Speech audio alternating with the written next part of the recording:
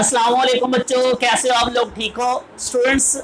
आज की वीडियो हमारी बहुत ज़्यादा इम्पोर्टेंट है क्योंकि आप जानते हो आप लोगों के एग्ज़ाम बिल्कुल करीब हैं और आप लोगों की तैयारी भी बहुत ज़्यादा अच्छी है। तो आज और स्पेशली आज वो लोग जो पूरा साल नहीं पढ़ते, वो लोग, मैं वैसे कह रहा हूँ, मोस्टली लोग जो पूरा साल नहीं पढ़ते और एंड के ऊपर पढ़ते हैं, वो मेरी वीडियो को आज गौर से सुनेंगे।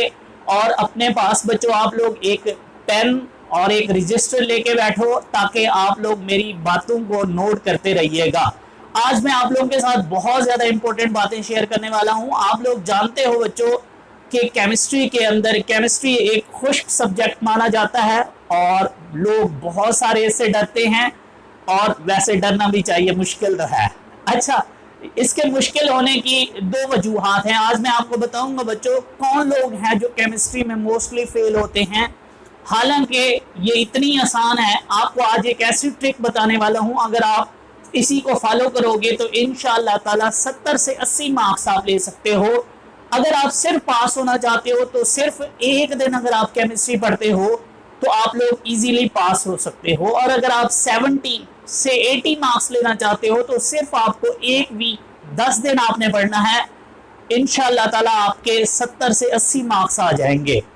तो आपने जरा गौर से मेरी सारी बातें सुननी है। सबसे पहले मैं आपको बताना चाहता हूं बच्चों कि आप लोगों का जो केमिस्ट्री का पेपर होता है फर्स्ट ईयर का, वो 85 मार्क्स का होता है, और इसमें से अगर आपके 28 मार्क्स आ जाते हैं तो आप केमिस्ट्री में पास हो।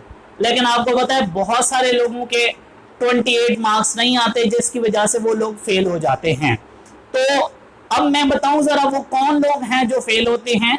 नंबर 1 बच्चों, वो बच्चा जिसने केमिस्ट्री को नॉन सीरियस लिया, इसको सीरियस ना लिया कि चल यार ठीक है, मैट्रिक में भी तो 10th में 9th में हमने केमिस्ट्री पास कर ली थी, अब भी हो जाएगी।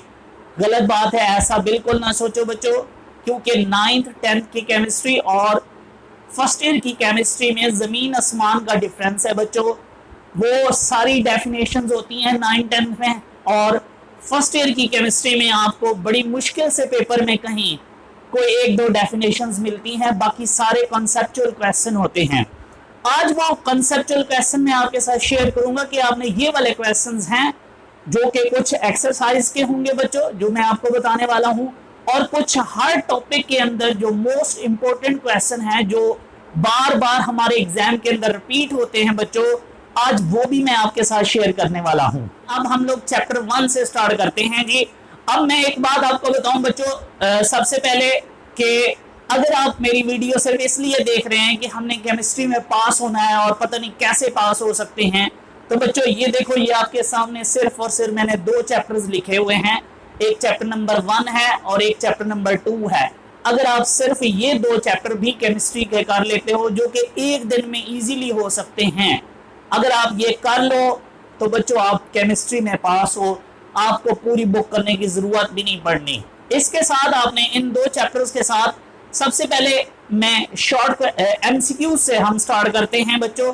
याद रखिएगा बच्चों, आपका जो MCQs का पोर्शन होता है वो 17 मार्क्स का होता है, 17 मार्क्स होते हैं, और उन 17 मार्क्स के अंदर जो मोस्टली केसेस में ये देखा गया है बोर्ड के अंदर के 12 से 14 मार्क्स जो होते हैं वो आपके एक्सरसाइज के MCQs के होते हैं। 10-12 तो पक्के कंफर्म होते हैं, लेकिन जो 4-5 MCQs होते हैं, अगर पेपर इजी हो तो 15 MCQs भी, इवन के 17 भी एक्सरसाइज से आए होते हैं। तो आपने सबसे पहला काम, जब भी आपने एग्जाम की तैयारी करने बैठना है, तो सबसे पहला काम बच्चों आपने अपनी बुक के अंदर एक्सरसाइज के जो शॉर्ट MCQs हैं बच्चों, सबसे वो पहले कर लेने हैं, ताकि आपका जो MCQs का पोर्शन है वो अच्छे से हो जाए। अगर वो अच्छे से हो जाता है तो आप अच्छे मार्क्स भी हासिल कर सकते हो, और बच्चों आप लोग केमिस्ट्री में इजीली पास भी हो जाते हो। तो सबसे पहला काम तो हो गया ये कि हमने एक्सरसाइज के MCQs कर लेने हैं, ताकि हमारे 14-15 मार्क्स उसमें से कंफर्म हो जाए। अब बाकी जो 3-4 MCQs होंगे वो कैसे होंगे वो भी मैं आपके साथ शेयर करूंगा कि इस तरीके का MCQs होगा जो कि आप लोगों को आता होगा जी। हम लोग स्टार्ट करते हैं चैप्टर नंबर 1 से। अब बच्चों अपने पास पेंसिल रखो, लिखते जाइएगा। सबसे पहले याद रखना बच्चों, ये जो चैप्टर 1 है इसमें से बोर्ड के अंदर हमारे पास टोटल 12 मार्क्स आने हैं। वो 12 मार्क्स कैसे होने हैं, 2 तो एमसीक्यूज होने हैं और एक हमारे पास न्यूमेरिकल होगा बच्चों 4 मार्क्स का, और 3 हमारे पास शॉर्ट क्वेश्चंस होंगे जो कि 6 मार्क्स के होंगे। इस तरीके से टोटल 12 मार्क्स जो है वो इस चैप्टर 1 से होंगे। तो इस चैप्टर की आप अहमियत समझ सकते हो कि अगर आपको सिर्फ यही एक अकेला भी अच्छे से आता हो तो बच्चों आप लोग केमिस्ट्री में पास हो सकते हो, पॉसिबिलिटी है। तो आपने जरा अब मैं आपको इन हर चैप्टर में से इसके जो शॉर्ट क्वेश्चंस हैं वो आपके साथ शेयर करूंगा। तो चैप्टर इसी 1 के अंदर जो हमारा पहला टॉपिक है बच्चों रिड्यूस फ्लेवर्स के अकॉर्डिंग, वो है आइसोटोप्स। आइसोटोप्स में आपने सिर्फ एक क्वेश्चन याद रखना है बच्चों, वो आपने अभी नोट कर लेना है। वो होगा कि जी why isotopes have same chemical properties but different physical properties. बच्चों अगर आपको किसी बच्चे को भी इन क्वेश्चन का कोई जवाब नहीं मिलता या आपको समझ नहीं आती तो आप लोग इस वीडियो की जो डिस्क्रिप्शन है उसके अंदर मेरा व्हाट्सएप का नंबर होता है, आप लोग उसके ऊपर मुझे टेक्स्ट करके आप मुझसे वो जवाब ले सकते हो। वो चीज आप मेरे साथ जो है वो डिस्कस भी कर सकते हो, नो प्रॉब्लम। अब हम चलते हैं, दूसरा हमारा टॉपिक है बच्चों आइसोटोप्स के अंदर ये वाली बात याद रखनी है। और अगर आप अच्छे बच्चे हो तो एक और बात भी सुन लो बच्चों, इसी आइसोटोप्स के अंदर कुछ टेबल बने हुए हैं जिसमें डिफरेंट एलिमेंट्स के आइसोटोप्स बताए गए हैं कि इस एलिमेंट्स के इतने नंबर ऑफ आइसोटोप्स हैं, उनको याद रख लीजिएगा। जिसमें रिलेटिव अबंडेंस ऑफ आइसोटोप्स भी हैं, कुछ बातें वो भी आपके एमसीक्यूज में पूछी जा सकती हैं, तो वो भी आपको आनी चाहिए अगर आप अच्छे बच्चे हो, अदरवाइज नो प्रॉब्लम, छोड़ दो। इसके बाद है सेकंड टॉपिक बच्चों एवरेज एटॉमिक मास। इसके अंदर सिर्फ हमने एक शॉर्ट क्वेश्चन याद रखना है जो कि बेहद इंपॉर्टेंट है बच्चों। उसका नाम है कि जी why the atomic masses of elements are may be in fraction. बताओ एलिमेंट्स के जो एटॉमिक मैसेज होते हैं वो फ्रैक्शन में क्यों होते हैं। लाइक नियॉन का एवरेज एटॉमिक मास बच्चों 20.18 है, 20.18 AMU है, वो पूछेगा ऐसे क्यों है। इसके बाद तीसरा टॉपिक है बच्चों इस चैप्टर का मोल, कॉन्सेप्ट ऑफ मोल। मोल के अंदर आपसे 2 शॉर्ट क्वेश्चन पूछे जा सकते हैं, ये इतना इंपॉर्टेंट भी नहीं है, बहरहाल आप लोगों को आने चाहिए। नंबर 1 आपको कहेगा जी what is the concept of mole, आपको मोल की डेफिनेशन आती है बच्चों, और नंबर ऑफ मोल्स निकालने का फार्मूला आना चाहिए आपको। आप दूसरा जो शॉर्ट क्वेश्चन है इसी का, आपको कोई लाइक सपोज करो आपको कहेगा 10 ग्राम आपके पास आइस है, बताओ इसके अंदर नंबर ऑफ मोल्स कितने हैं या इसमें नंबर ऑफ वाटर मॉलिक्यूल्स कितने हैं। तो इस तरह का एक छोटा सा न्यूमेरिकल टाइप शॉर्ट क्वेश्चन पूछा जा सकता है आपसे। इसके बाद है बच्चों आपके पास स्टीशियोमेट्री, नेक्स्ट टॉपिक। इसमें सिर्फ हमने 2 शॉर्ट क्वेश्चंस करने हैं, दोनों बहुत इंपॉर्टेंट हैं। नंबर 1 स्टीशियोमेट्री की डेफिनेशन आनी चाहिए आपको, और नंबर 2 जो अजम्पशंस आपकी बुक में 2 दी गई हैं वो आपको आनी चाहिए। Write down the short question होगा बच्चों, write down the assumptions of stoichiometry. इसके बाद है जी आपके पास टॉपिक लिमिटिंग रिएक्टेंट। बच्चों लिमिटिंग रिएक्टेंट आपको शॉर्ट में डेफिनेशन भी आनी चाहिए और इसके साथ जो एक्सेस रिएक्टेंट होता है उसकी भी डेफिनेशन आनी चाहिए। इसमें जो इंपॉर्टेंट शॉर्ट क्वेश्चन है बच्चों वो 2 हैं। नंबर 1 है right down the identification of limiting reactant, और बच्चों नंबर 2 जो शॉर्ट है जी वो है कि how the limiting reactant control the amount of product in a chemical reaction. तो ये शॉर्ट क्वेश्चन भी आपको अच्छे से आना चाहिए। इसके बाद जो टॉपिक है बच्चों वो हमारे पास है यील्ड। यील्ड के अंदर आपको 2 शॉर्ट क्वेश्चंस हैं, उसमें एक तो बेहद इंपॉर्टेंट है जो मैं अभी बोलने लगा हूं, why actual yield is less then theoretical yield. बच्चों बताओ एक्चुअल यील्ड जिसे हम लोग एक्सपेरिमेंटल यील्ड बोलते हैं वो एक्सपेक्टेड यील्ड से या थ्योरेटिकल यील्ड से या एक्चुअल यील्ड से थ्योरेटिकल यील्ड से कम क्यों होती है। तो ये शॉर्ट भी आपको आना चाहिए। जो दूसरा शॉर्ट है, कभी कभार अगर ये ना हो तो फिर ये वाला क्वेश्चन भी पूछा होता है लाजमी, how the efficiency of chemical reaction can be expressed. इसी क्वेश्चन का दूसरा नाम होता है बच्चों परसेंटेज यील्ड। तो वो अगर कॉन्सेप्चुअल क्वेश्चन ना पूछे तो सीधा सीधा आपको ये भी कह सकता है कि जी परसेंटेज यील्ड क्या होती है, या थ्योरेटिकल यील्ड क्या होती है, या आपके पास जो एक्चुअल यील्ड है उसकी डेफिनेशन क्या होती है, तो वो भी आपने कर लेनी है।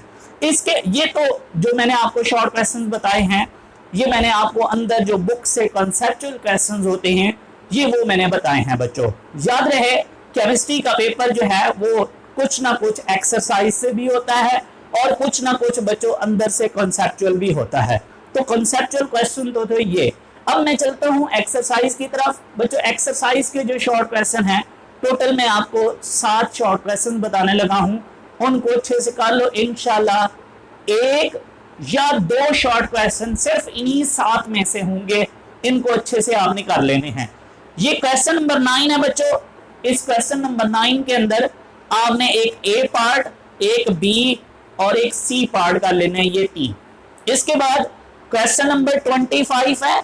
इसके अंदर ये जो 4 पार्ट मैंने मेंशन किए हुए हैं, जिसमें एक 1 है, एक 2 है, एक 3 है और एक 6 है, इन पार्ट को भी अच्छे से कर लेना बच्चों, ये भी इंपॉर्टेंट है, पेपर में आ सकते हैं। अब बात करते हैं इसी चैप्टर के लॉन्ग क्वेश्चन की, और आप जानते हो इस चैप्टर 1 से न्यूमेरिकल आने वाला है। ये हमारा क्वेश्चन नंबर 1 होगा लॉन्ग क्वेश्चन का, और इसका ये ए पार्ट इसी में से होगा, बी पार्ट जो है वो आप जानते हो चैप्टर 4 से होगा। तो चलें जी, 1 जो ए पार्ट है उसमें कौन कौन से क्वेश्चंस। सबसे पहले बच्चों मोस्टली एक्सपेक्टेड है कि एग्जाम्पल आपके पेपर में आई होगी। अगर एग्जाम्पल आई होगी तो वो इन 3 में से हो सकती है। एक एग्जाम्पल नंबर 10, एक आपके पास है जी 12 और एक आपके पास है बच्चों 40। इसी तरीके से अगर एग्जाम्पल नहीं आती और न्यूमेरिकल आ जाता है बच्चों, तो न्यूमेरिकल के अंदर एक क्वेश्चन नंबर है 18 जी, एक है 20, एक है 21, एक है 22 और एक है 17। बच्चों याद रखिएगा, अगर पेपर अच्छा और इंपॉर्टेंट क्वेश्चन आए होंगे तो बच्चों ये आपके पास या तो क्वेश्चन न्यूमेरिकल नंबर 22 होगा या फिर 21 होगा। इनको आपने अच्छे से तैयार कर लेना है। इसके बाद अगर पेपर बेहद इजी हुआ तो बच्चों ये जो क्वेश्चन नंबर 17 है, जिसमें हम लोग मॉलिक्यूलर फार्मूला, एम्पिरिकल फार्मूला निकालते हैं, ये भी पेपर में आ सकता है अगर पेपर इजी हुआ तो। अब हम चलते हैं जी चैप्टर नंबर 2 की तरफ। बच्चों ये जो चैप्टर नंबर 2 है ये बड़ा बेचारा सा चैप्टर हुआ करता था पहले, अब रिड्यूस सिलेबस ने इसको और बेचारा कर दिया है। ये बेचारा आधे से भी कम रह गया है, लेकिन बोर्ड वाले ने इसमें से मार्क्स कम नहीं किए। मार्क्स अभी भी इसमें से 5 आने हैं। एक एमसीक्यूज आएगा बच्चों और इसमें से 2 शॉर्ट क्वेश्चंस आने हैं। बेहद इजी शॉर्ट क्वेश्चंस होंगे। ये जो 2 शॉर्ट क्वेश्चंस हैं ये बोनस है आपके पास, आप लोगों को सभी को आते होंगे इंशाल्लाह। अब इसमें जो टॉपिक हैं बच्चों वो 3 हैं। एक है सॉल्वेंट एक्सट्रैक्शन। सॉल्वेंट एक्सट्रैक्शन में आपने 2 शॉर्ट क्वेश्चन याद रखना है बस। सबसे पहले define solvent extraction, number 2 define distribution law, जिसका नाम पार्टीशन लॉ भी होता है। 2 शॉर्ट बस। इसके बाद है जी टॉपिक दूसरा सब्लिमेशन क्या होती है। तो बच्चों सब्लिमेशन की आपको डेफिनेशन आनी चाहिए, डिफाइन सब्लिमेशन। और जो दूसरा शॉर्ट क्वेश्चन है वो ये है कि जी वाई, ये जो मैं अभी बोल रहा हूँ ना, ये अगर पेपर वावा औखा हो तो ये सवाल पूछा होता है, वाई आयोडीन इज सब्लिमाइज। बताओ आयोडीन सब्लिमाइज क्यों हो जाती है।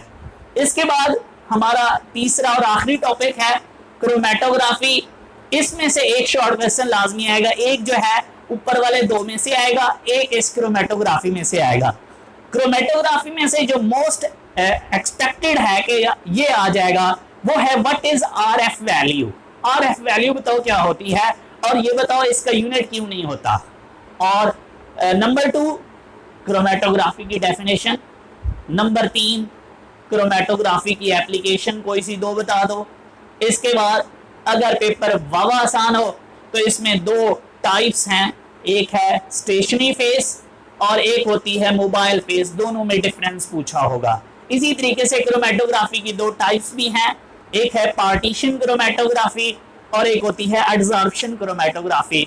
इसके अंदर भी आपको डिफरेंस आना चाहिए। तो ये हमारा चैप्टर 2 था। अब हम नेक्स्ट चलते हैं जी चैप्टर नंबर 3 की तरफ। जी बच्चों, अगर हम लोग चैप्टर 3 की बात करें तो ये भी बिल्कुल इसकी स्कीम भी चैप्टर 1 जैसी है।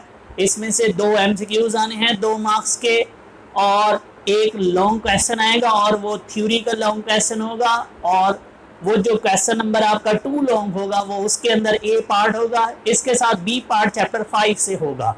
और बच्चों इसमें से भी 3 शॉर्ट क्वेश्चन आने हैं 6 मार्क्स के, लिहाजा इसमें से भी 12 मार्क्स आएंगे, तो लिहाजा ये भी एक बहुत ही इम्पोर्टेंट है।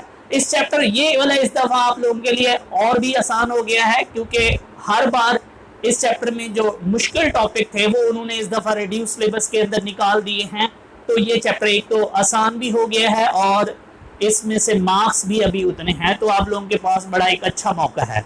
इसमें जो हमारे पास टॉपिक हैं बच्चों, वो सबसे पहले हमारे पास गैस लॉज के बारे में है जी, जिसमें बॉयल्स लॉ है, उसके बाद चार्ल्स लॉ है, एवोगैड्रोज लॉ है। बच्चों याद रखना, सबसे पहले अगर बॉयल्स लॉ की मैं बात करूं तो उसमें से सिर्फ एक शॉर्ट क्वेश्चन आता है मोस्टली हमारे एग्जाम में, जो कि एक्सरसाइज के अंदर मौजूद है। मैंने यहाँ मेंशन कर दिया है एक्सरसाइज का क्वेश्चन नंबर 4, उसका बी पार्ट। ये आपने एक्सरसाइज से सिर्फ एक क्वेश्चन करना है जो कि बॉयल्स लॉ में से है। दूसरा टॉपिक है बच्चों हमारा चार्ल्स लॉ। चार्ल्स लॉ के अंदर आपने 2-3 शॉर्ट क्वेश्चंस हैं जो आपने याद रखने हैं। सबसे पहले आपसे पूछेगा define quantitative definition of Charles law.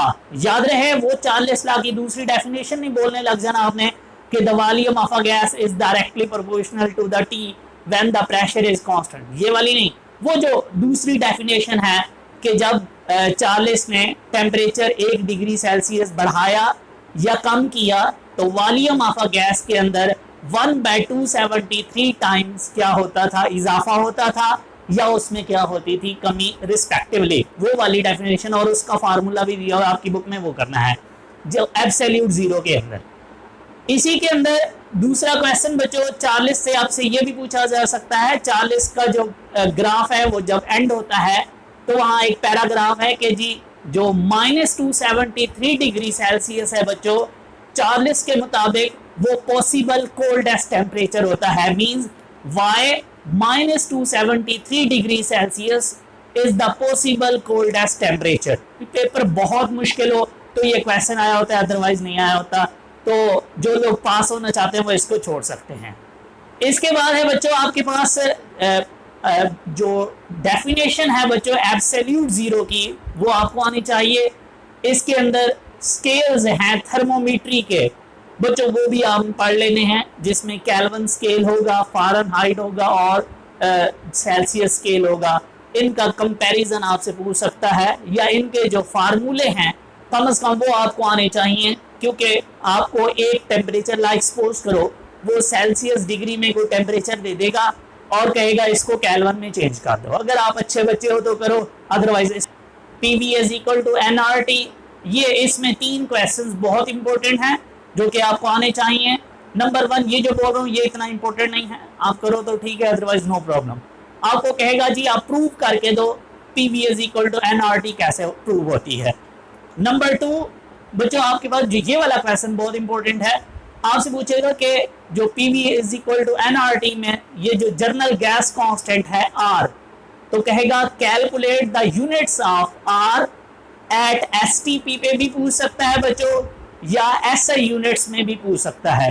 तो दोनों में आपको आने चाहिए। नंबर 1 क्वेश्चन ये जर्नल गैस इक्वेशन में, और जो दूसरा क्वेश्चन है बच्चों वो होता है कि आपसे पूछेगा कि जी आपके पास जो एक इक्वेशन होती है ना, आप लोग जानते हो, हम लोग डेंसिटी कैलकुलेट करते हैं आइडियल गैसेस की जर्नल गैस इक्वेशन से, D = PM/RT।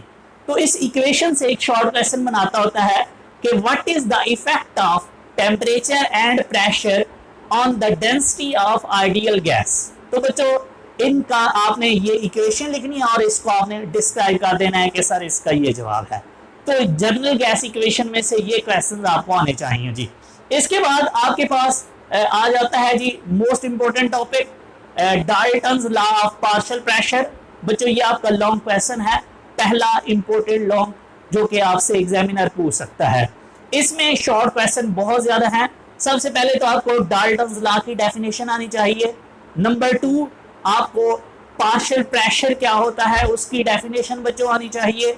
नंबर 3 आप जानते हो बच्चों कि डाल्टन्स लॉ सिर्फ मिक्सचर ऑफ इनर्ट गैसेस को एक्सप्लेन करता है, मिक्सचर ऑफ रिएक्टिव गैसेस को एक्सप्लेन नहीं करता, जिसकी वजह से वो एक क्वेश्चन बनाएगा, आपसे पूछेगा कि why Dalton's is not applicable for the mixture of ammonia gas and HCl gas. इन दोनों गैसेस के ऊपर डाल्टन्स लॉ को हम क्यों अप्लाई नहीं कर सकते, तो ये भी आपने अच्छे से कर लेना है। इसके बाद इसकी एप्लीकेशंस हैं 4 बच्चों, चारों शॉर्ट क्वेश्चन हैं। लाजमी ये वाहिद ऐसा क्वेश्चन है बच्चों कि अगर ये लॉन्ग में नहीं आया तो इसके जो 4 एप्लीकेशंस हैं, 4 के अंदर 3 बहुत इंपॉर्टेंट है एप्लीकेशन, तीनों शॉर्ट बहुत इंपॉर्टेंट है। आपने लॉन्ग करना है करो, नहीं करना ना करो, लेकिन ये 3 शॉर्ट लाजमी करने हैं। Number 1 how Dalton's explain the process of respiration. Number 2 how deep sea diver use the mixture of inert gases, या why deep sea diver use the mixture of inert gases, और why pilot feel uncomfortable breathing at high altitude। तो ये जो 3 short question मैंने बोले हैं, और चौथी एप्लीकेशन होती है how the gases are collect over the surface of liquid. ये बहुत रेयर चांसेस है कि पेपर में है। तीनों जो मैंने बोली हैं एप्लीकेशंस वो बहुत इंपॉर्टेंट है, उनको अच्छे से करना है। इसके बाद है जी हमारा टॉपिक जी KMT, kinetic molecular theory of gases. ये आपके पास लॉन्ग में भी आ सकती है कि जी KMT के जो है वो पास्टुलेट्स लिखो सारे, कम से कम आपको 7 से जो 8 पास्टुलेट आपकी बुक में दिए हुए हैं वो अच्छे से आने चाहिए। इसमें से अगर हम शॉर्ट की बात करें बच्चों, तो शॉर्ट जो है वो आपने 2 बहुत अच्छे से करने हैं। नंबर 1 आपसे पूछेगा right down the faulty points of KMT। इस थ्योरी के 2 पॉइंट्स गलत हैं, वो कौन से हैं। और दूसरा शॉर्ट क्वेश्चन इसके अंदर बच्चों रूट मीन स्केयर वेलोसिटी है, वो उसकी डेफिनेशन आपसे पूछेगा कि वो क्या होती है। लास्ट टॉपिक है जी प्लाज्मा। ये वाहिद ऐसा बच्चों टॉपिक है, लास्ट टाइम इसमें से लॉन्ग क्वेश्चन भी पूछा हुआ था, बड़ी देर के बाद 8-10 साल के बाद फैसलाबाद बोर्ड के अंदर ये लॉन्ग में भी आया हुआ था क्वेश्चन कि what is plasma, how plasma is form. तो अदरवाइज ये वाहिद टॉपिक है जिसमें से लॉन्ग नहीं आता, एक शॉर्ट लाजमी आता है। 2 नंबर मैं आपको बता रहा हूं, क्या याद करोगे, 2 नंबर इसमें से लाजमी आएंगे। वो कौन से क्वेश्चन होगा जी, या होगा व्हाट इज प्लाज्मा बच्चों, मोस्टली जो आया होता है। दूसरा क्वेश्चन बच्चों ये होता है कि how plasma is form, mostly ये 2 पूछता है। अदरवाइज 2 और भी हैं, right on the characteristics of plasma. Plasma की कोई सी 2 खसूसियात या 3 आपने बतानी है बच्चों। प्लाज्मा की आपको एप्लीकेशंस भी आनी चाहिए, कम से कम 2 बड़ी आसान सी हैं। प्लाज्मा कहाँ पाया जाता है, ये भी बड़ी आसान सी बात है, ये भी आपको आनी चाहिए। और एंड पे प्लाज्मा की 2 टाइप्स होती हैं, आर्टिफिशियल और नेचुरल प्लाज्मा। इन दोनों के अंदर आपको डिफरेंस भी आना चाहिए, दोनों की डेफिनेशंस आनी चाहिए।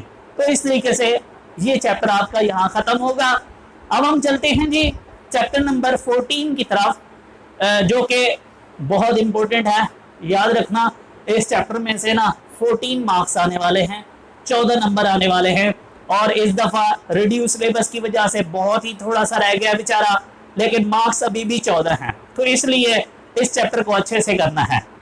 इसमें से अगेन एक बच्चों लॉन्ग क्वेश्चन आने हैं, 2 MCQs आने हैं, लेकिन इस बार शॉर्ट क्वेश्चन 3 नहीं बल्कि 4 शॉर्ट क्वेश्चन आने हैं 8 मार्क्स के। तो वो कौन से शॉर्ट क्वेश्चन होंगे। और बड़ी बात यह है इस चैप्टर की इस दफा कि पहले जो शॉर्ट क्वेश्चन आते थे वो मोस्टली एक्सरसाइज के होते थे, लेकिन अब जो एक्सरसाइज के शॉर्ट क्वेश्चन थे वो रिड्यूस सिलेबस में आ चुके हैं, तो उन्होंने तो आना नहीं है। तो अब मैं आपको जो अंदर कॉन्सेप्चुअल क्वेश्चंस हैं वो बताऊंगा, उनको आपने अच्छे से करना है। हम 10 से 15 शॉर्ट क्वेश्चंस करेंगे इंशाल्लाह, उसी में से 4 शॉर्ट क्वेश्चंस आए होंगे। अब टॉपिक है जी हमारा सबसे पहले इंटरमॉलिक्यूलर फोर्सेस। जो कि बड़ा सा टॉपिक है, उसकी टाइप्स बताई हुई हैं। सबसे पहले बच्चों आपको पता होना चाहिए इंटरमॉलिक्यूलर फोर्सेस और इंट्रामॉलिक्यूलर फोर्सेस में क्या फर्क होता है। दूसरा शॉर्ट क्वेश्चन, ये जो अच्छे बच्चे हैं वो करेंगे, जो मेरे जैसे हैं उनके लिए मैं स्पेशल क्वेश्चन बोलूंगा, वो सिर्फ वो करेंगे। दूसरा शॉर्ट क्वेश्चन बच्चों, इंटरमॉलिक्यूलर फोर्सेस जो होती हैं वो क्यों स्ट्रॉन्गर होती हैं इंटरमॉलिक्यूलर फोर्सेस से। तीसरा शॉर्ट क्वेश्चन बच्चों, इंटरमॉलिक्यूलर फोर्सेस की टाइप्स में पहली टाइप है डाइपोल डाइपोल फोर्स, आपको इसकी डेफिनेशन आनी चाहिए, ये कैसे बनती हैं ये पता होना चाहिए। दूसरा डाइपोल इंड्यूस डाइपोल फोर्स कैसे प्रोड्यूस होती हैं ये पता होना चाहिए। तीसरा शॉर्ट क्वेश्चन जो इसके अंदर है वो इसकी तीसरी टाइप है जी, वो है instantaneous dipole induce dipole forces, जिसको हम लंडन डिस्पर्शन फोर्सेस बोलते हैं, वो आपको पता होनी चाहिए। और उसके अंदर बच्चों एक कॉन्सेप्चुअल शॉर्ट क्वेश्चंस भी है, वो आपको अच्छे से आना चाहिए बच्चों। उन जो लंडन डिस्पर्शन फोर्सेस हैं ये कभी कभार लॉन्ग में भी आई होती हैं बच्चों। शॉर्ट में लॉन्ग में पूछता है कि what are London dispersion forces and write how different factors effect on the London dispersion forces, तो उसके फैक्टर्स भी पूछे होते हैं और उसकी डेफिनेशन भी पूछी होती है। तो बच्चों इसकी जो शॉर्ट में आपको बताने लगा था वो ये था कि why the boiling point of halogen increases down the group. ये बहुत इंपॉर्टेंट क्वेश्चन है, ये आपने याद रखना है। दूसरा, दोनों का जवाब ऑलमोस्ट सेम है, क्वेश्चन डिफरेंट है बच्चों। दूसरा क्वेश्चन ये है कि आपसे पूछेगा बताओ फ्लोरीन और क्लोरीन तो गैसेस होती हैं, जबकि ब्रोमीन बच्चों लिक्विड है और आयोडीन सॉलिड होती है, क्यों। या इसको यूं भी पूछ सकता है कि जो फिजिकल स्टेट्स ऑफ सब्सटेंस होती हैं हैलोजन्स की, वो टॉप टू बॉटम जाने पे क्यों चेंज हो रही होती हैं, इस तरह का कोई क्वेश्चन हो सकता है। इसके बाद इसी के अंदर बच्चों इन्हीं के फैक्टर्स के अंदर एक और क्वेश्चन भी है कि जो आपके पास एक ब्यूटेन है और बच्चों एक हेक्सेन है। ब्यूटेन जो हेक्सेन होती है उसका बॉइलिंग पॉइंट हाई होता है ब्यूटेन से, क्यों। Means why the boiling point of hexane is greater than butane, इस तरह का कोई क्वेश्चन भी पूछ सकता है। या इसको यूं भी कह सकता है कि बताओ हाइड्रोकार्बन्स हैं, ये बेसिकली दोनों हाइड्रोकार्बन्स हैं, why the boiling point of hydrocarbon is increases by increasing there molecular size. बच्चों जब इनका मॉलिक्यूलर साइज बढ़ता है तो इनके जो बॉइलिंग पॉइंट है वो भी इंक्रीज होते हैं, पूछेगा क्यों। इसके बाद आपका जो मोस्ट इंपॉर्टेंट टॉपिक शुरू हो गया है वो है जी हाइड्रोजन बॉन्डिंग। मोस्टली आपके एक दो शॉर्ट क्वेश्चन इसी हाइड्रोजन बॉन्डिंग से होंगे। सबसे पहले बच्चों आपको हाइड्रोजन बॉन्डिंग की डेफिनेशन आनी चाहिए और हाइड्रोजन बॉन्डिंग से मुतल्लिक कुछ शॉर्ट क्वेश्चन एक्सरसाइज के हैं बच्चों। ये वाला क्वेश्चन नंबर 5 है, इसके ये 3 पार्ट है जो कि हाइड्रोजन बॉन्डिंग से लिए गए हैं, आपने इन तीनों को भी अच्छे से कर लेना है। इसके अलावा इसी हाइड्रोजन बॉन्डिंग के अंदर बच्चों एक क्वेश्चन पूछा होता है कि जो क्लोरोफॉर्म है और एसीटोन होता है उसमें हाइड्रोजन बॉन्डिंग कैसे मौजूद है, जरा बना के दिखाओ डायग्राम और बताओ भी सही कैसे होती है।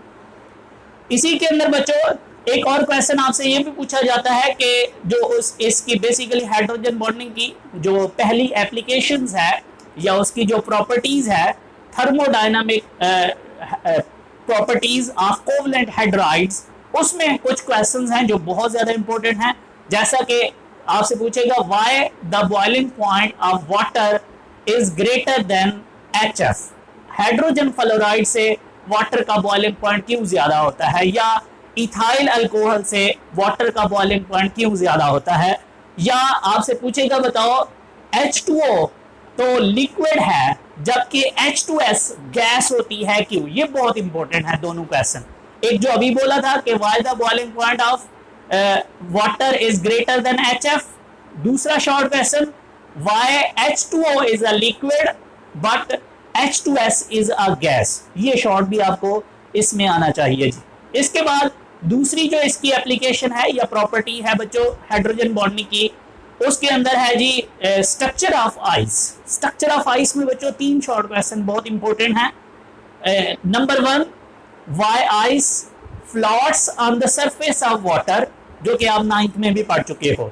दूसरा जो बच्चों इसमें शॉर्ट क्वेश्चन आता है वो ये होता है कि व्हाई या how the structure of ice is similar with the structure of diamond. Diamond के स्ट्रक्चर जैसा आइस का स्ट्रक्चर कैसे है, इसको जस्टिफाई करो।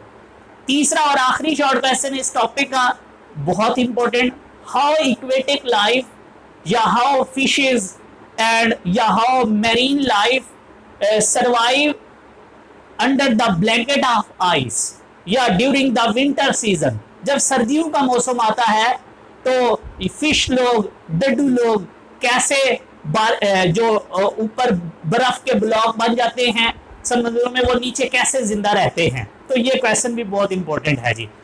इसके बाद आपके पास बच्चों हाइड्रोजन बॉन्डिंग इन सोप और डिटर्जेंट्स होती है, उसमें भी शॉर्ट क्वेश्चन कभी कभार पूछा होता है कि what is the cleansing action of soap and detergents. और बच्चों इसके अंदर जो लॉन्ग क्वेश्चन है वो सबसे इंपॉर्टेंट वो है hydrogen bonding in biological molecules. आपने प्रोटीन और डीएनए के अंदर बच्चों हाइड्रोजन बॉन्डिंग को एक्सप्लेन करना है, ये भी लॉन्ग में पूछा होता है। इसके बाद जी हमारा जो टॉपिक है वो लिक्विड क्रिस्टल पे मैं पहुंच चुका हूं, जो कि बेहद इंपॉर्टेंट है, कंफर्म है। आपने कोई और लॉन्ग करना है करो, नहीं करना ना करो, लेकिन लिक्विड क्रिस्टल लाजमी करना है क्योंकि इसमें पेपर में आना है। लिक्विड क्रिस्टल में शॉर्ट 2 बहुत ज्यादा इंपॉर्टेंट हैं। एक तो सबसे पहले आपको लिक्विड क्रिस्टल की डेफिनेशन आती हो, लिक्विड क्रिस्टल की 3 जो टाइप्स हैं उनके नेम आते हों आपको। और बच्चों लिक्विड क्रिस्टल्स की जो एप्लीकेशंस है उसमें 2 एप्लीकेशन बहुत इंपॉर्टेंट हैं। अगर ये लॉन्ग ना आया तो 2 कंफर्म मैं आपको गारंटी दे रहा हूं कि इन 2 में से एक शॉर्ट क्वेश्चन लाजमी आएगा। Number 1, how liquid crystal are used as a temperature sensor. Temperature का पता करने के लिए कैसे लिक्विड क्रिस्टल को यूज किया जाता है। नंबर 2 जो है वो है जी how liquid crystal are use to locate the tumour या ब्लॉकेज ऑफ आर्टरी वेन्स। इसको हम लोग मेडिकल यूज भी बोलते हैं लिक्विड क्रिस्टल का। इसके ये आपका बच्चों लिक्विड का पोर्शन था। अब हम सॉलिड पोर्शन में जा रहे हैं। तो सॉलिड पोर्शन में सबसे पहले आपको इसमें डेफिनेशन बहुत सारी दी हुई हैं आपकी बुक में। क्रिस्टल लैटिस की डेफिनेशन, यूनिट सेल की डेफिनेशन, इसके अलावा आइसोमॉर्फिज्म की डेफिनेशन, पॉलीमॉर्फिज्म की डेफिनेशन, सिमेट्री की डेफिनेशन, एनिसोट्रॉपी की डेफिनेशन और हैबिट ऑफ क्रिस्टल की डेफिनेशन। और हैबिट ऑफ क्रिस्टल का एक शॉर्ट क्वेश्चन एक्सरसाइज में भी है, वो भी अच्छे से कर लीजिएगा कि how the habit of crystals, इस तरह का कोई क्वेश्चन है उसको भी जरा देख लीजिएगा। अच्छा जी, इसके बाद इसके अंदर ट्रांजिशन टेम्परेचर का आपको पता होना चाहिए बच्चों। इसके अलावा आपको जो है एलोट्रॉपी का पता होना चाहिए। ये जो डेफिनेशंस बताई गई हैं क्रिस्टलाइन सॉलिड की, इसके बारे में आपको पता हो। नंबर 2 बच्चों सॉलिड पोर्शन में आपको पता होना चाहिए कि क्रिस्टलाइन सॉलिड और इमॉर्फस सॉलिड में क्या डिफरेंस है। और सबसे important question, how crystalline solid are converted into amorphous solid, जिसको हम लोग सूडो सॉलिड भी कहते हैं। तो ये क्वेश्चन भी आपको अच्छे से आना चाहिए।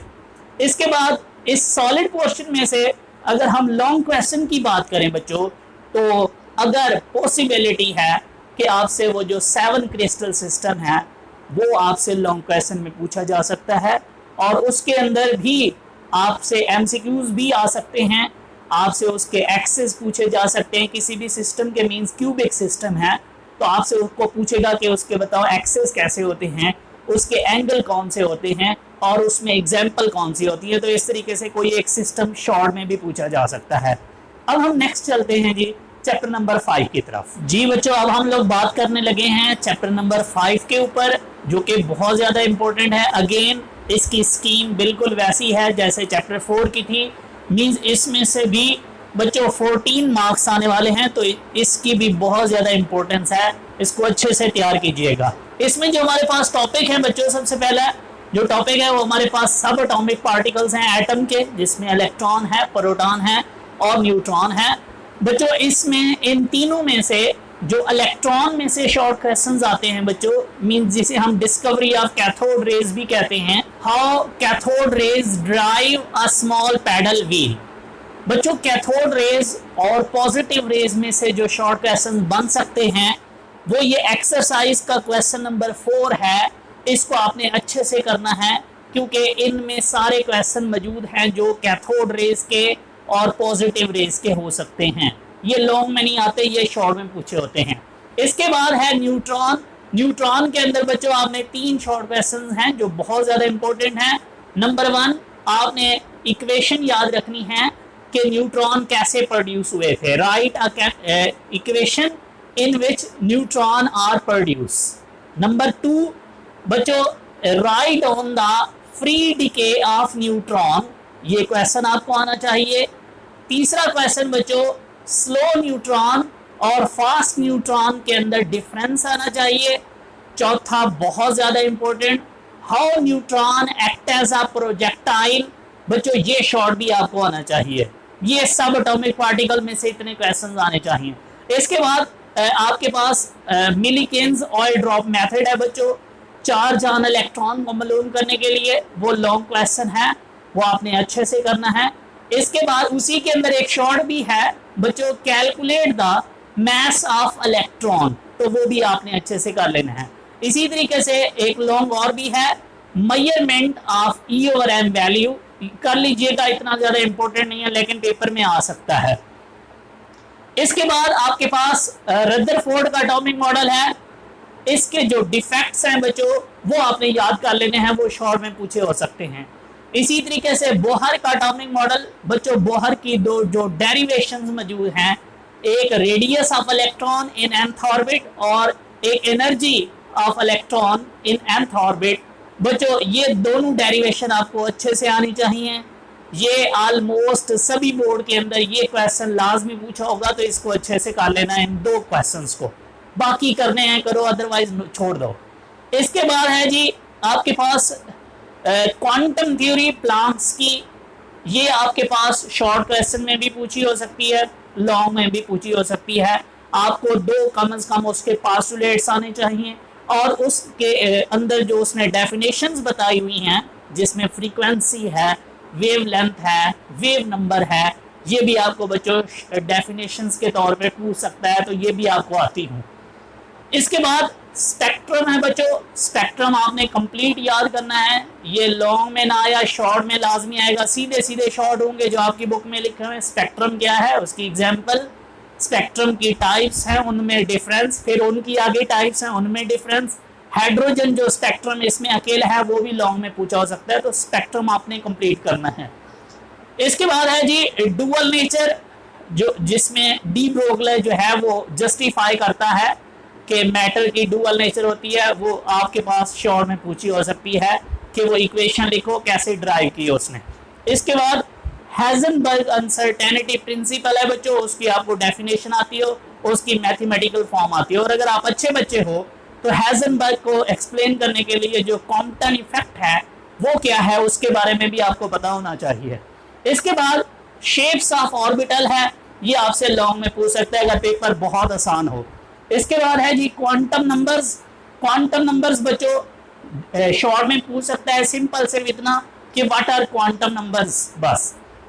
इसके बाद ये लॉन्ग में पूछा जा सकता है आपसे, एमसीक्यूज भी इसमें से आ सकते हैं। क्वांटम नंबर कंप्लीट पूरा लॉन्ग में कभी नहीं आएगा बच्चों, या आएगा व्हाट आर क्वांटम नंबर, किसी एक क्वांटम नंबर के बारे में पूछ लेगा, या फिर किसी 2 क्वांटम नंबर्स के बारे में आपसे पूछ लेगा, लाइक प्रिंसिपल क्वांटम नंबर और मैग्नेटिक क्वांटम नंबर के बारे में पूछेगा।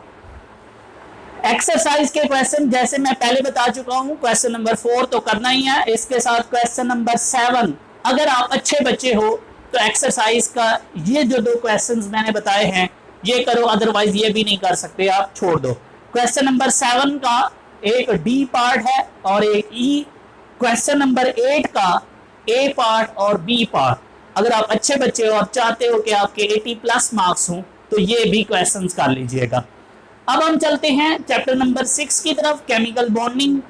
बच्चों इसकी भी स्कीम एज इट वैसी है जैसे चौथे और 5वें की होती है, मींस इसमें से भी जो मार्क्स हैं वो आपके पास 14 हैं। ये बहुत ही आसान सा और बहुत ही ज़्यादा इम्पोर्टेंट चैप्टर है, बहुत ही बेसिक कॉन्सेप्ट्स हैं इसमें। इसमें सबसे पहले है जी केमिकल बॉन्ड क्या होता है, या ये शॉर्ट क्वेश्चन तो अब आपसे नहीं पूछेगा, आप बच्चे नहीं हो, आपसे ये क्वेश्चन पूछा जा सकता है कि right down the causes of chemical bonding. Number 2 आपसे ये भी पूछ लेगा कि बताओ नोबल गैसेज इनर्ट गैसेज क्यों होती हैं। नंबर 3 ये बताओ कि ऑक्टेट रूल क्या है और ये एक यूनिवर्सल रूल क्यों नहीं है, means define octet rule and why it is not a universal rule. Number इसके बाद जो इसका ग्राफ भी बना हुआ है, इसमें एक एक्सरसाइज का शॉर्ट क्वेश्चन है कि bond distance is the compromise distance between two bonded atom. ये क्वेश्चन भी आप निकाल लेना है, वो पूरे का जो क्वेश्चन है जिसमें वो ग्राफ बना के एक्सप्लेन करता है, तो ये क्वेश्चन भी इंपॉर्टेंट है, आपको आना चाहिए। इसके बाद एटॉमिक साइज की अगर हम बात करें तो डेफिनेटली आपको ट्रेंड आने चाहिए, ग्रुप में इंक्रीज होता है या डिक्रीज होता है पीरियड का भी। लेकिन इसमें जो इंपॉर्टेंट क्वेश्चन है वो ये है कि why the size of an atom can not be measured accurately. ये शॉर्ट आपको बहुत अच्छे से आना चाहिए। इसके बाद आयोनाइजेशन एनर्जी है बच्चों, आयोनाइजेशन एनर्जी में भी है कि लॉन्ग में आ सकती है, इससे ज़्यादा इंपॉर्टेंट और बहुत टॉपिक हैं, इसलिए ये ज़्यादा चांसेस नहीं हैं। हाँ, इसमें से शॉर्ट क्वेश्चन हैं कुछ, वो मैं आपको बता देता हूँ। सबसे पहले आयोनाइजेशन एनर्जी के आपको ट्रेंड आने चाहिए, ग्रुप में और पीरियड में कैसे बढ़ती या घटती है। नंबर 2 आयोनाइजेशन एनर्जी सेकंड क्यों ज़्यादा होती है फर्स्ट से एंड सो ऑन, ये इंपॉर्टेंट है, आपने ये 9th में भी पढ़ा हुआ है।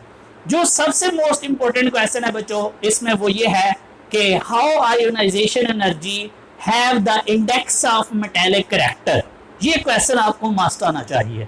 इसके बाद आपका जो टॉपिक है जी वो है इलेक्ट्रॉन एफिनिटी पे। अगेन आपको इलेक्ट्रॉन एफिनिटी के ट्रेंड आने चाहिए, और एक एक्सेप्शनल केस है जी why electron affinity of fluorine is less than chlorine, ये भी आपको क्वेश्चन आना चाहिए जी। इसके बाद है जी इलेक्ट्रोनेगेटिविटी का, इसके भी आपको ट्रेंड आने चाहिए, ग्रुप का भी और पीरियड का भी। इसमें एक बहुत ही ज्यादा इंपॉर्टेंट क्वेश्चन है वो आपको आना चाहिए, how electronegativity difference decided the nature of chemical bond. ये बहुत इंपॉर्टेंट क्वेश्चन है, या ये पूछा होगा या फिर इस जैसा एक और क्वेश्चन है why no bond in chemistry is 100% ionic. इन दोनों में से कोई एक पूछा होता है, दोनों का जवाब ऑलमोस्ट सेम है। इसके बाद है जी टॉपिक कोऑर्डिनेट कोवेलेंट बॉन्ड। ये कभी कभार लॉन्ग में आ सकता है, अदरवाइज एक दफा पढ़ लेना बस। ये जो 4 टॉपिक हैं बच्चों, जिसमें वेस्पर थ्योरी है, वीबीटी है, हाइब्रिडाइजेशन है और एमओटी है, ये आपके लॉन्ग हैं। इनमें से कोई लॉन्ग पूछा होगा और इन्हीं में से शॉर्ट भी बनते हैं। जैसे वेस्पर में से, अच्छा वेस्पर जो है वो 2 तरीकों से क्वेश्चन पूछा हो सकता है। एक, या तो वेस्पर के बच्चों आपको स्ट्रक्चर देता है कि इसको आप लोग वेस्पर थ्योरी के अकॉर्डिंग इन स्ट्रक्चर्स को एक्सप्लेन करो, या फिर आपको इसके जो मेन पास्टुलेट्स हैं वो आपसे पूछ लेता है।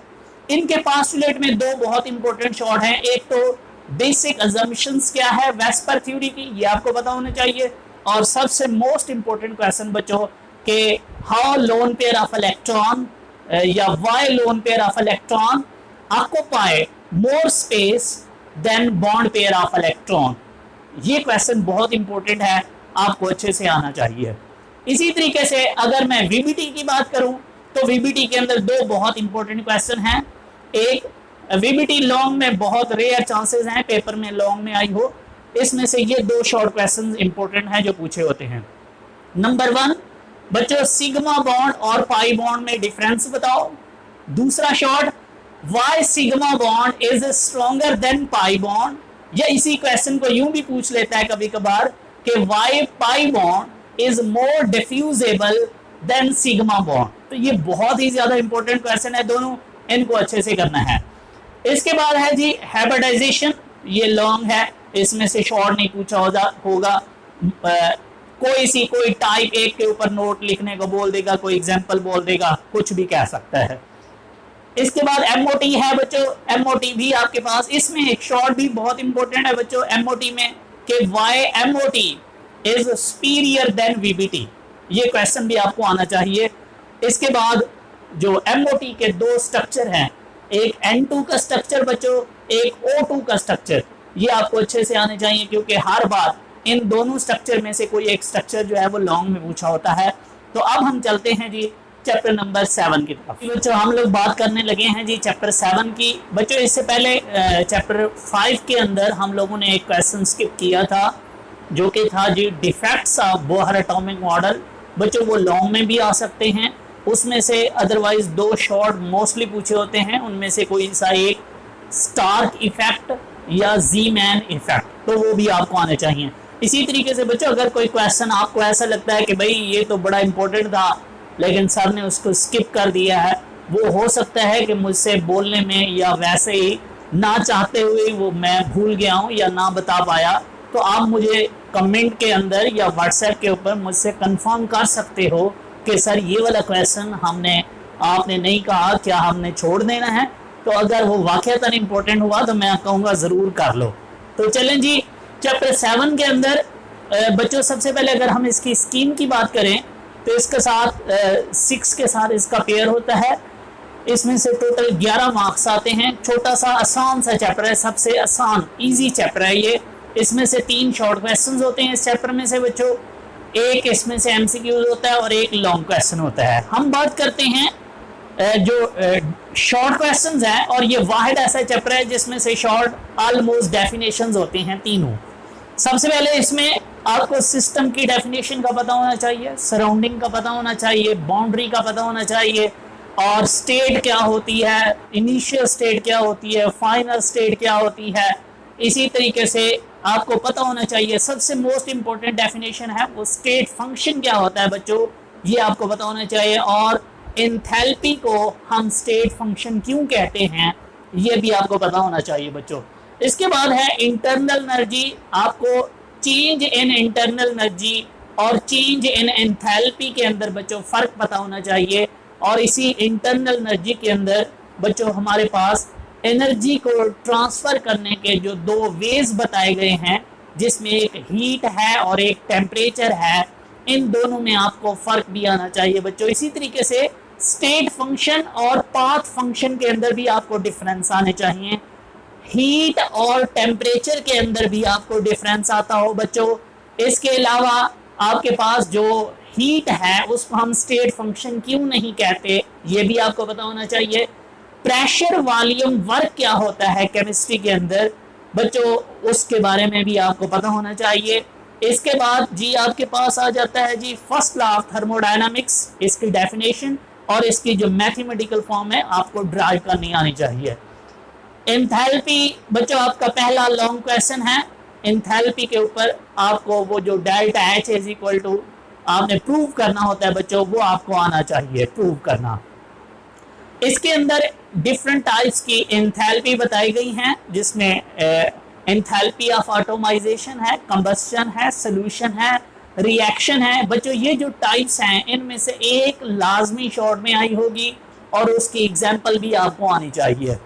इसी एंथैल्पी को मेजर करने के जो 2 तरीके हैं बच्चों, एक है बम कैलोरीमीटर और एक है गिलास कैलोरीमीटर। वो जो बम कैलोरीमीटर है वो भी लॉन्ग में आया होता है, वो भी आपको आना चाहिए। सबसे मोस्ट इम्पोर्टेंट, अगर आपने इस चैप्टर का लॉन्ग करना है सारे लॉन्ग छोड़ देना, लेकिन हेसिस लॉ नहीं छोड़ना, और उसके अंदर जो बॉर्न हैबर साइकिल है वो आपको ड्रा भी करना आना चाहिए। तो सबसे मोस्ट इम्पोर्टेंट लॉन्ग बच्चों हेसिस लॉ है। अब हम चलते हैं चैप्टर 8 की तरफ। बहुत ही आसान है, इसमें से इस दफ़ा न्यूमेरिकल आने वाला है। और बच्चों याद रखिएगा जो इसकी स्कीम है वो बिल्कुल 7वें चैप्टर जैसी है, मीन्स इसमें से भी 11 मार्क्स आने वाले हैं। 3 शॉर्ट क्वेश्चन, एक एमसीक्यूज और एक न्यूमेरिकल 4 मार्क्स का। इसमें जो शॉर्ट क्वेश्चन है मैं वो आपके साथ शेयर करने लगा हूँ। पहला शॉर्ट क्वेश्चन होगा जी कि रिवर्सिबल रिएक्शन और इरिवर्सिबल रिएक्शन में डिफरेंस बताओ। इसके बाद आपके पास होगा शॉर्ट क्वेश्चन बच्चों कि रिवर्सिबल रिएक्शन जो होता है या डायनामिक इक्विलिब्रियम जो होती है बच्चों, वो रिवर्सिबल रिएक्शन के ऊपर कैसे एस्टैब्लिश होती है ये आपको पता होना चाहिए। इसी तरीके से लॉ ऑफ मास एक्शन की आपको डेफिनेशन बच्चों आनी चाहिए। ये मैंने इसलिए हंस पढ़ा हूं क्योंकि ये 10th के बच्चे को भी आती होती है। इसके बाद लॉ ऑफ मैथ सेक्शन के बाद बच्चों ली चैटलर प्रिंसिपल है, वो उसकी डेफिनेशन बहुत इंपॉर्टेंट है, वो आती हो आपको। ली चैटलर के जो इफेक्ट्स हैं, मींस वो जो कंसंट्रेशन को चेंज करने से जो हमारे पास इक्विलिब्रियम के ऊपर क्या इफेक्ट होता है बच्चों, ये शॉर्ट क्वेश्चन आपको आना चाहिए। या मींस क्वेश्चन यूं पूछा जा सकता है, how the change in concentration effect on the equilibrium position. Same इसी तरीके से जो टेम्परेचर का चेंज है, how temperature change effect on the equilibrium position, ये आपको आना चाहिए। प्रेशर का इफेक्ट भी आना चाहिए। इसमें एक एक्सरसाइज का इंपॉर्टेंट क्वेश्चन है, वो भी आपको आता हो कि how the solubility of glucose is increases by increasing the temperature. ये बहुत इंपॉर्टेंट क्वेश्चन है, ये आपको आना चाहिए। इसके बाद है जी आपके पास पीएच के बारे में कुछ पूछा होगा आपसे कि जी pH plus pOH is equal to 14 कैसे होता है, के ए क्या होता है, के बी क्या होता है, कॉन्जुगेट एसिड क्या होता है, कॉन्जुगेट बेस क्या होती है। ये बेसिक क्वेश्चन है जो 9th के बच्चे 10th के बच्चे को आते होते हैं।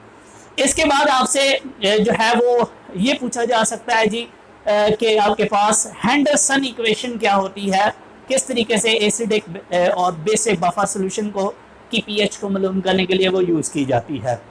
इसके बाद जो कॉमन आयन इफेक्ट का टॉपिक है बच्चों, इसमें 2 शॉर्ट हैं।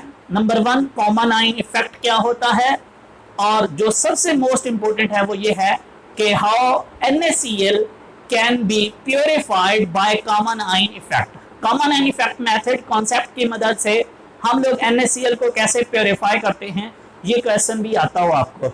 एंड पे है आपके पास बच्चों बफर सॉल्यूशन। आपकी बुक में बफर सॉल्यूशन के सारे क्वेश्चंस बने हुए हैं, आप लोग उनको तैयार कर लीजिएगा, एक शॉर्ट क्वेश्चन उन्हीं में से आया होगा। अगर हम न्यूमेरिकल की बात करें तो बच्चों इसकी एग्जाम्पल नंबर 2 और एग्जाम्पल नंबर 5 को अच्छे से कर लेना, इन्हीं में से कोई एक आई होगी। और न्यूमेरिकल की अगर बात करें तो 23 न्यूमेरिकल है बच्चों, इसके 2 पार्ट हैं, ए और बी, दोनों को कर लेना अच्छे से, इंशाल्लाह हो जाएगा।